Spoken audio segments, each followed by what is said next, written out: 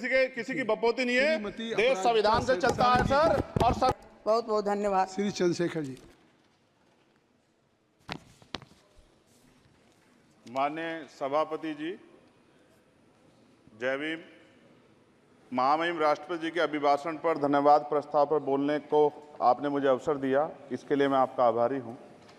सभापति महोदय, सर्वप्रथम मैं बहुजन समाज में जन्मे सभी संतों, गुरुओं, महान पुरुषों को नमन करता हूं, जिनमें महात्मा ज्योतिबा फूले, डॉक्टर बाबा साहब अम्बेडकर, माननीय काशीराम साहब को मैं याद भी करता हूं आज के दिन पर। साथ साथ नगीना की महान जनता और भीम आर्मी और हमारी पार्टी आज़ाद समाज पार्टी काशीराम के साथियों का भी धन्यवाद करता हूं। इसके बाद अपने कुल गुरु जगत गुरु सदगुरु रविदास जी महाराज को भी मैं नमन करता हूं, जिन्होंने दुनिया को लगभग 600 साल पहले बेगमपुरा शहर के रूप में दुनिया का सबसे महान लोकतांत्रिक दर्शन दिया। अध्यक्ष महोदय, माननीय सभापति जी, 14 अगस्त 1947 को ये देश अंग्रेजों के अधीन था। 15 अगस्त 1947 को हम लोग आज़ाद हुए। 16 अगस्त 1947 को देश आज़ादी में था, लेकिन धन धरती राजपाट में बंटवारा नहीं हुआ।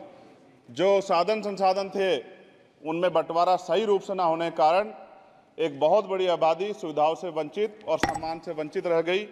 उनको सम्मान देने के लिए और अंतिम व्यक्ति तक सुविधाएं पहुंचे, इसके लिए लोकतंत्र की व्यवस्था हुई। लेकिन आज़ादी के 70 साल बाद भी हम कहाँ खड़े हैं, इस पर ये चिंता का विषय है। मैं मानता हूं कि सामाजिक न्याय तभी होगा माननीय सभापति जी, जब जातीय जनगणना पूरी होगी और जातीय जनगणना कराई जाएगी और साथ साथ संख्या के आधार पर आरक्षण जो है वंचित वर्गों का बढ़ाया जाएगा। उसके साथ साथ जब राष्ट्रपति जी अभिभाषण पर बात रख रही थी तो उन्होंने शहरी और ग्रामीण क्षेत्रों के विकास की बात कही और ये भी कहा कि दुनिया में सबसे उत्तम शहर हमारे यहाँ बने। लेकिन माननीय सभापति जी, 70% आबादी तो गांव में निवास करती है, तो गांव की आबादी के बारे में भी सोचना होगा कि उनका जीवन कैसे बदले। माननीय सभापति जी, उच्च शैक्षणिक संस्थानों में बहुजन समाज के जो छात्र हैं उनके साथ कास्ट एट्रोसिटी हो रही है, निरंतर उनकी हत्या हो रही है। साथ साथ जो सरकारी कर्मचारी हैं दफ्तरों में, उनके साथ भी जो SC ST OBC और मुस्लिम और अन्य धार्मिक अल्पसंख्यक, उनके साथ भी माननीय सभापति जी जातिगत और धार्मिक जो है शोषण किया जा रहा है। इसलिए मेरी मांग भी है कि पुरानी पेंशन को भी अध्यक्ष जी बहाल किया जाए। जो कर्मचारी देश की सेवा में लगे हैं उनका भी सम्मान होना चाहिए।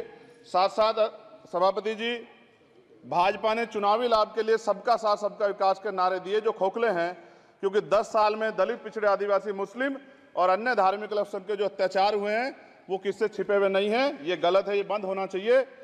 सभापति महोदय जी, महामहिम राष्ट्रपति जी के अभिभाषण में निजी क्षेत्रों में SC ST OBC को रिजर्वेशन देने का कोई उल्लेख नहीं हुआ है, जो कि आज चर्चा का विषय, क्योंकि 98% प्राइवेट सेक्टर है, 2% सरकारी सेक्टर है, तो 98% प्राइवेट सेक्टर में भी हमारी हिस्सेदारी की बात होनी चाहिए।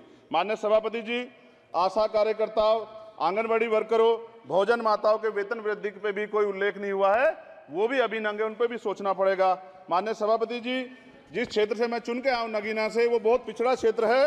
उस क्षेत्र में कोई विशेष आर्थिक पैकेज नहीं दिया गया, रोजगार की सेवाएं नहीं है, नौजवान पलायन करता है।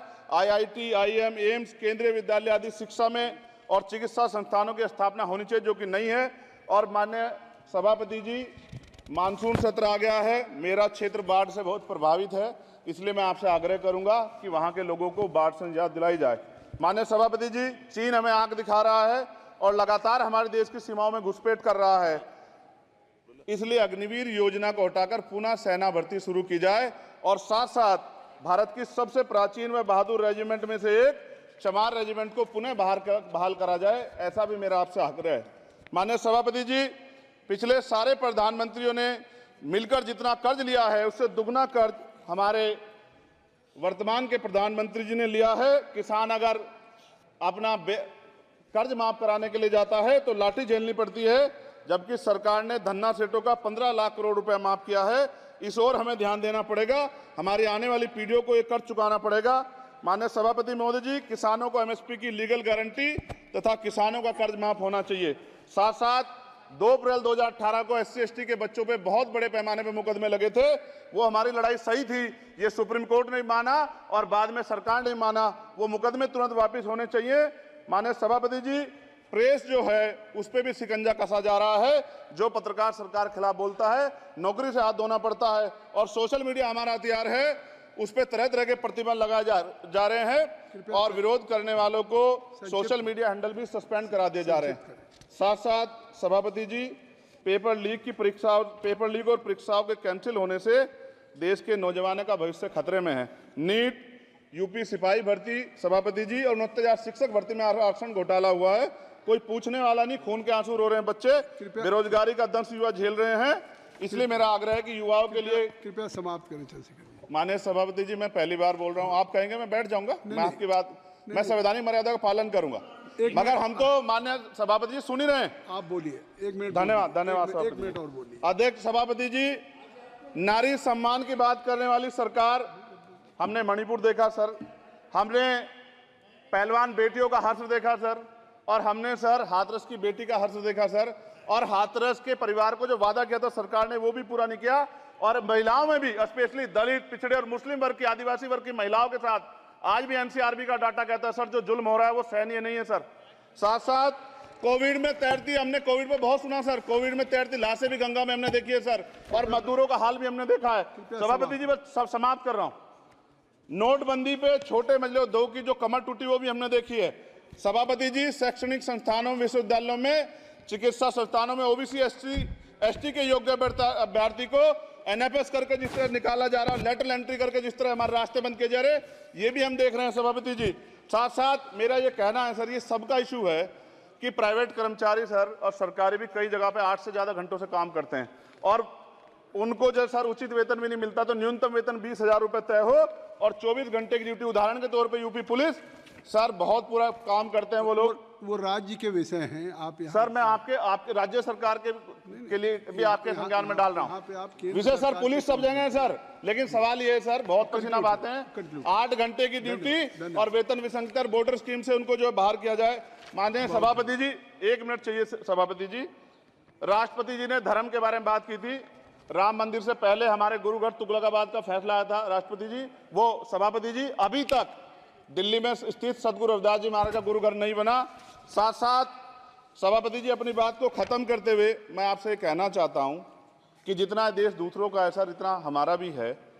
हम मरने के लिए पैदा नहीं हुए, जो चाहता है हमारी हत्या कर देता है। मूछे रखने पे, घोड़ी पे बैठने पे, मटकी छूने पे हमारी हत्या हो रही है। क्या बदला है सर 70 साल बाद भी?